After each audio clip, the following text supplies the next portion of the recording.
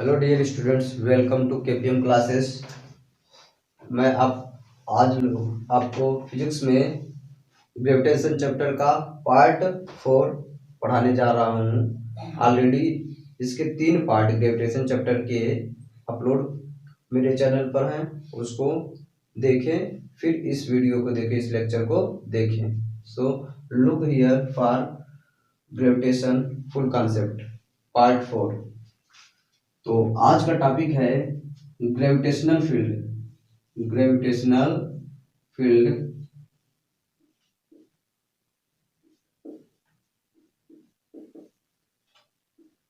Gravitational field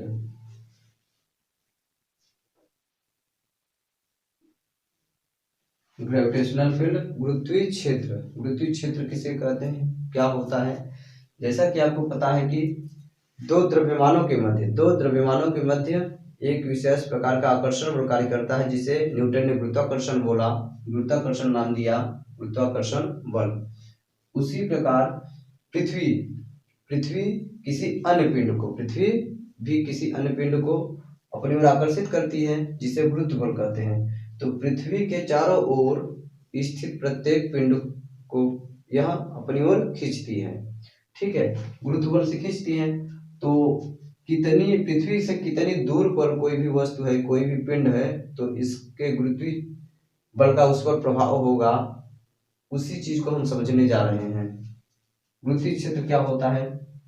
जैसे suppose करो आपका ये पृथ्वी है, ठीक है, पृथ्वी है, और पृथ्वी के चारों ओर का वह क्षेत्र, पृथ्वी के चारों ओर का वह क्षेत्र जहां तक इसके गुरुत्वीय बल का प्रभाव कोई अन्य पिंड अनुभव कर सके, उसे गुरुत्वीय क्षेत्र कहते हैं। तो गुरुत्वीय क्षेत्र किसे कहते हैं? What is gravitational field? पृथ्वी के चारों ओर का वह क्षेत्र जहां पर कोई अन्य पिंड पृथ्वी के गुरुत्वीय बल का प्रभाव का अनुभव करे। ओके, सो ग्रेविटेशनल फील्ड क्या होता है? Reason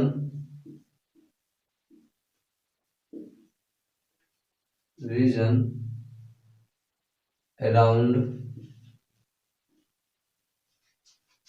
the earth where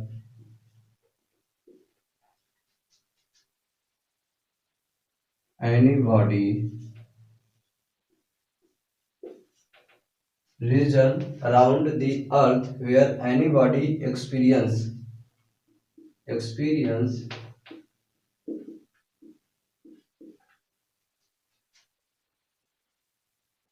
gravity or gravitational force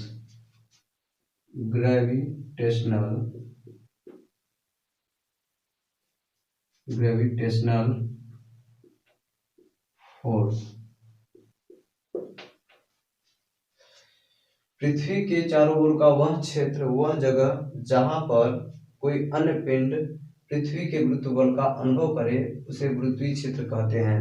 reason around the earth where any body experience gravity or gravitational force, that is called gravitational field.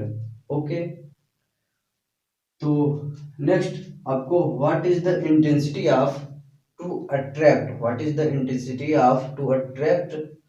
A body of earth, अर्थात किसी भी पिंड को पृथ्वी कितनी गुरुत्व बल से अपनी ओर खींचती है। किसी भी पिंड को पृथ्वी कितने गुरुत्व बल से, कितने अधिक गुरुत्व बल से अपनी ओर खींचती है, तो हम इंटेंसिटी की बात कर रहे हैं। ग्रेविटेशनल फील्ड इंटेंसिटी की बात कर रहे हैं। ठीक है, तो इसको इन जनरल ग्रेविटेशनल फील्ड भी कर सकते हैं। तो ग्रेविटेशनल फील्ड इंटेंसिटी को ई से यदि व्यक्त करें, कैपिटल ई से या आई से भी व्यक्त किया जाता है। कैपिटल ई इक्वल टू होता है F upon mass of that body.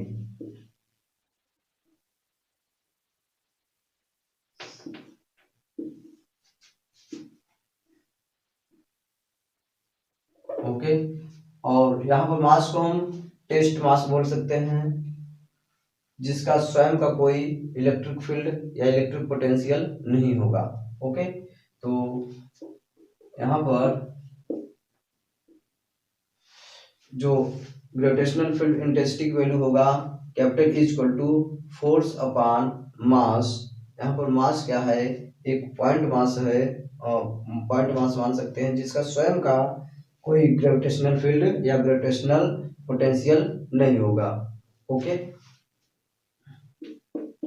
Next है आपका topic gravitational field intensity due two point mass. Due two point mass, ठीक है, due two point mass gravitational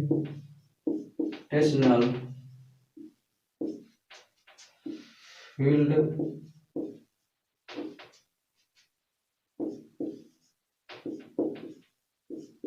intensity due to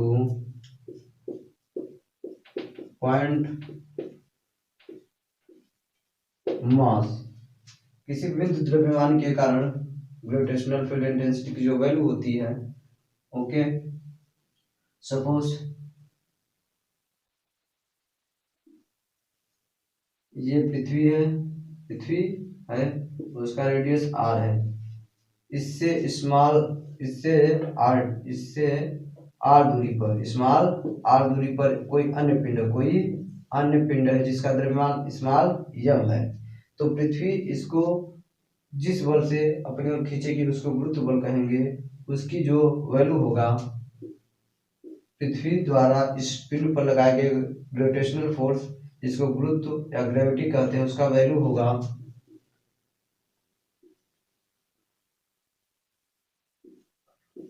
r square. यानी पृथ्वी की सतह से स्मॉल r डिस्टेंस पर हम क्या मान रहे हैं, एक पॉइंट P है, जहां पर हमको कैपिटल E का मान पता करना है। ठीक है, तो ये आप ये समझ पाए पृथ्वी द्वारा इस पिंड पर लगाए गए गुरुत्व बल का मान है। ठीक है, तो जैसा कि आपने देखा कि capital E equal to force upon mass, capital E equal to force upon mass होता है, तो यहाँ से हम फोर्स की वैल्यू निकाल सकते हैं।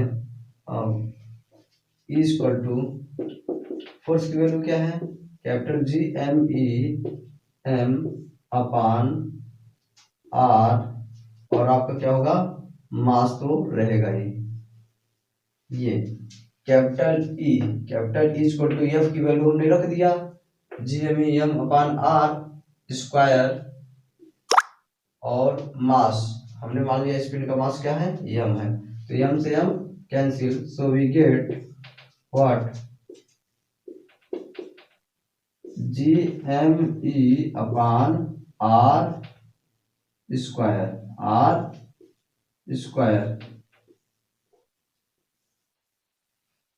ओके, यदि यही पिंड पृथ्वी के सरफेस आ जाए, यदि यही पिंड पृथ्वी के सरफेस पे हो, सतह पर हो, तो r को हम क्या लिख सकते हैं, capital E equal to Gme upon r square. When this body is placed on the surface of the earth, then value of the gravitational field intensity is Gme upon re square. Okay, तो ये आपने देखा gravitational field किसे कहते हैं। ठीक है, तो इसको डिफाइन किया जा सकता है, इस तरह से भी डिफाइन कर सकते हैं, इफ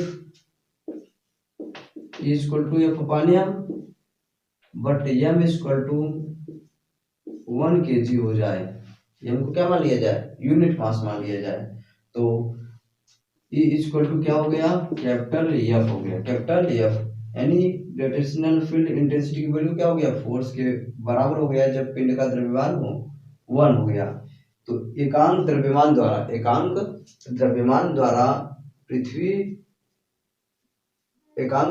पर पृथ्वी जितना गुरुत्व बल लगाती है, एकांक द्रव्यमान पर पृथ्वी जितना गुरुत्व बल लगाती है उसी को ही क्या कहते हैं, ग्रेविटेशनल फील्ड इंटेंसिटी कहा जाता है।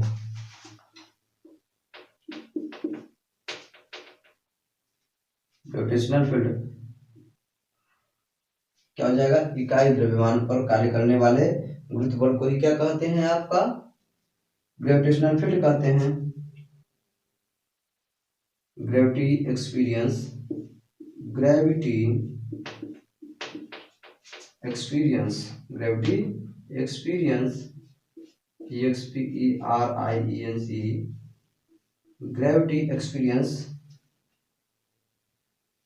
By unit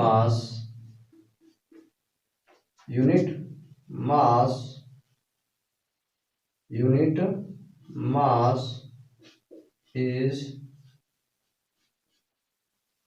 called gravitational field intensity इसको कैपिटल ई से व्यक्त करते हैं। Gravity experience by unit mass is called gravitational field intensity, अर्थात एकांक द्रव्यमान द्वारा अनुभव किए गए गुरुत्व बल को ही क्या कहते हैं, गुरुत्वीय क्षेत्र की तीव्रता कहते हैं। ओके, तो देखिए नेक्स्ट हम आगे आपको बता रहे हैं। अब इसका unit SI unit of gravitational field and its unit. तो यहाँ से देख रहे हैं फोर्स का यूनिट क्या होता है, न्यूटन, और मास का यूनिट क्या होता है, किलोग्राम। तो यहाँ से हम ग्रेविटेशनल फील्ड के बारे में इंपॉर्टेंट चीज लिख रहे हैं, क्या होता है, SI unit of gravitational field intensity equal to newton पर किलोग्राम स्क्वायर। यहीं से आप डायमेंशनल फार्मूला लिख सकते हैं। न्यूटन को हम लिखते हैं mL/t-2 और किलोग्राम को क्या लिखते हैं m-2।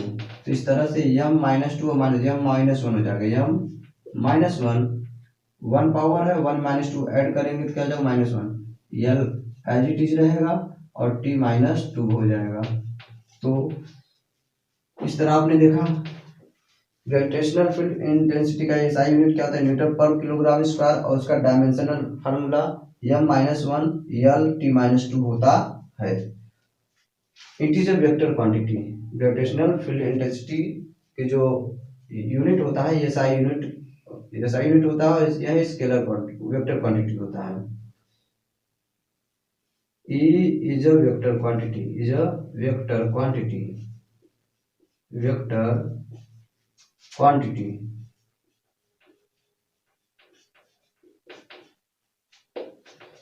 कैपिटल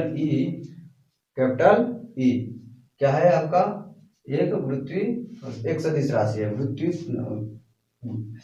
क्षेत्र की तीव्रता एक सदिश राशि है।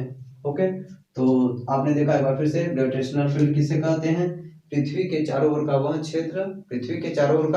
वह क्षेत्र जहां पर कोई अन्य पिंड गुरुत्व बल का अनुभव करे उसको गुरुत्वीय क्षेत्र कहते हैं।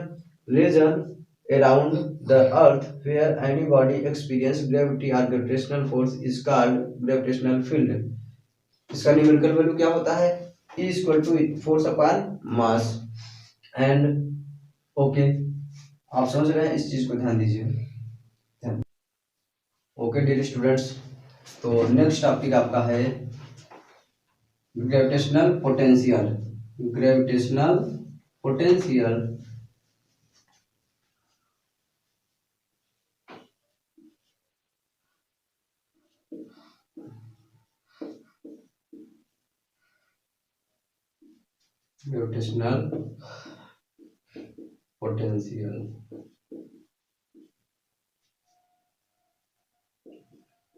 ओके, तो गुरुत्वीय विभव ग्रेविटेशनल पोटेंशियल क्या होता है, what is gravitational potential, let us सी।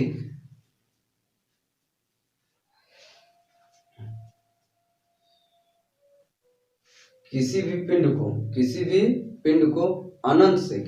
को अनंत से गुरुत्वीय क्षेत्र के भीतर किसी पिंड को अनंत से पृथ्वी के गुरुत्वीय क्षेत्र के भीतर लाने में किए गए कार्य को क्या कहते हैं? ग्रेविटेशनल पोटेंशियल कहते हैं। तो work done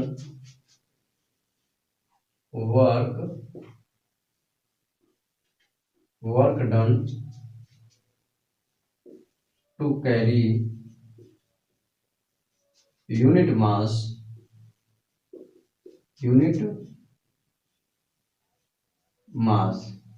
work done to carry unit mass from infinite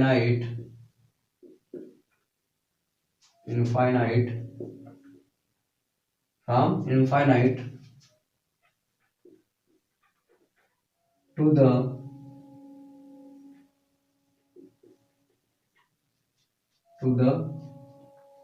gravitational field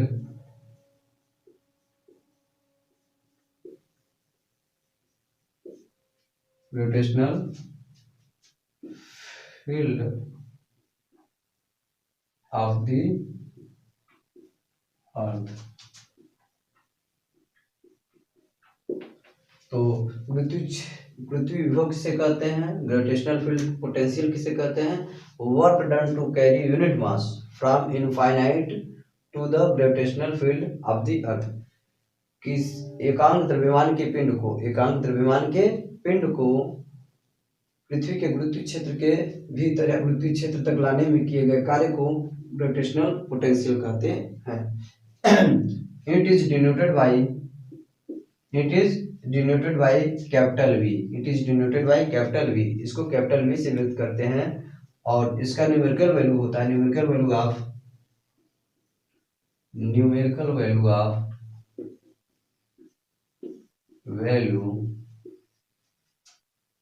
of gravitational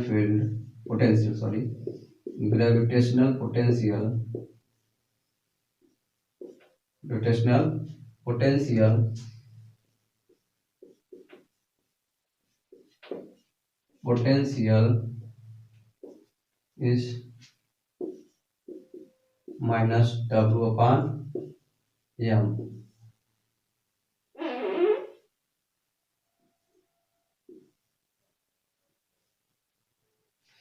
gravitational potential का जो न्यूमेरिकल वैल्यू होता है capital V equal to minus W upon m होता है।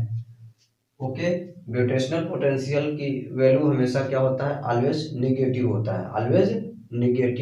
होता है। Okay, SI unit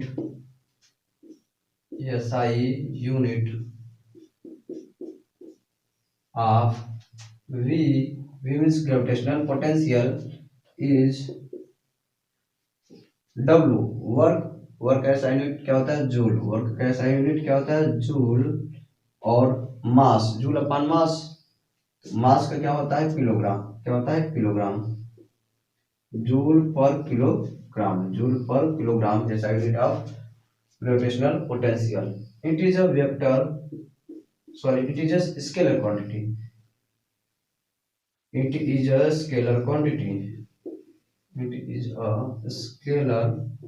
quantity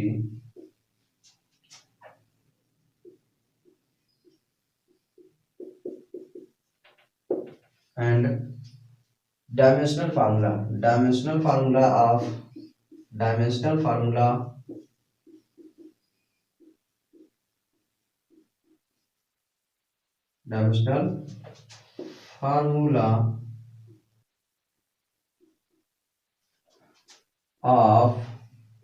gravitational potential is joule. Work का SI मात्रक होता है, तो इसके लिए हम डायमेंशनल फार्मूला ml/2T-2 होता है, तो जूल हो गया। और आपका मास अपान में है, तो मास से मास क्या हो जाएगा? कैंसिल। कैंसिल हो गया। तो आपका ग्रेविटेशनल पोटेंशियल का जो डायमेंशनल फार्मूला होगा L2T-2 होता है। ओके, तो ग्रेविटेशनल पोटेंशियल के बारे में इतनी चीजें आपने देखा। अब नेक्स्ट टॉपिक है आपका पॉइंट मास के लिए। पॉइंट मास के लिए value of the gravitational potential, point mass के लिए value of the gravitational potential. Okay, so look here, suppose here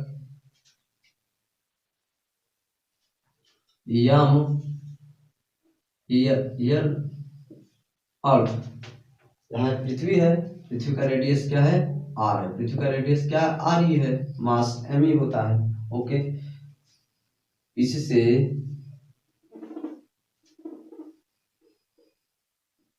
point A distance, ध्यान दीजिए पृथ्वी है, पृथ्वी से आर डिस्टेंस पर, पृथ्वी से आर डिस्टेंस पर एक पॉइंट ए है जहां पर यम द्रव्यमान का पिंड स्थित है, जहां पर यम द्रव्यमान का पिंड स्थित है। ओके, तो इसके और इसके बीच कार्य करने वाले बल का जो वैल्यू होगा, फोर्स का जो मान होगा, we know from by Newton's law of gravitation, that is capital F equal to GME m upon r square. Okay, first question, यदि इस पिंड को पॉइंट ए पर इस पृथ्वी द्वारा इस पिंड पर लगाए गए गुरुत्वाकर्षण बल का मान, जिसको ग्रेविटी भी कहते हैं, ये है। ओके, यदि इस पिंड को पॉइंट ए से इस पिंड को पॉइंट ए से स्मॉल डी आर डिस्टेंस हम पॉइंट बी पर ले जाए, बी पर पॉइंट ए से small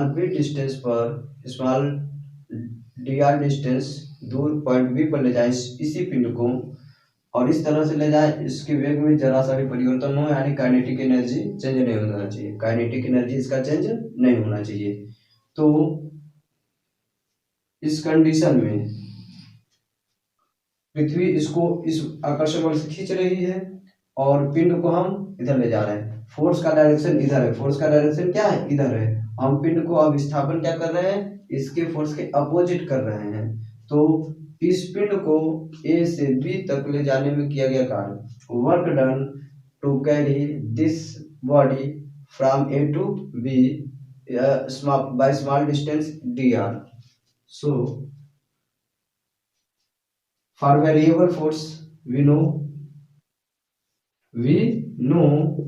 work done for variable force, यानी जब बल का मान बदलता रहे तो उस कंडीशन में वर्क डन का जो फार्मूला होता है, we have already discuss in work power and energy chapter, A to B then W D W, small displacement के कारण स्मॉल वर्क डन होगा, A to B W equal to क्या होता है, you know already F into D R, और यहाँ पर dot होता है, ये फोर्स एंड डिस्प्लेसमेंट का डॉट प्रोडक्ट क्या कहलाता है, आपको पता है वर्क कहलाता है।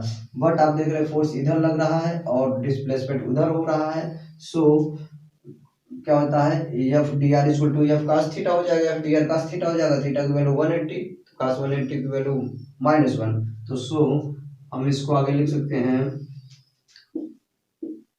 इंटीग्रेशन, ये इंटीग्रेशन समाकलन का चिन्ह है, ऑब्जेक्ट को हम ए से बी पॉइंट पर ले जा रहे हैं, तो एफ इक्वल टू क्या हो जाएगा, माइनस को हमने बाहर कर दिया, F D R value magnitude हमने रख दिया एफ डी आर, तो एफ की वैल्यू हम यहाँ से from equation first we put here, so A to B dw equal to minus A to B, F की वैल्यू क्या हो जाएगा, capital G M E mass of earth है, small m mass of the body है, R square distance है, D are.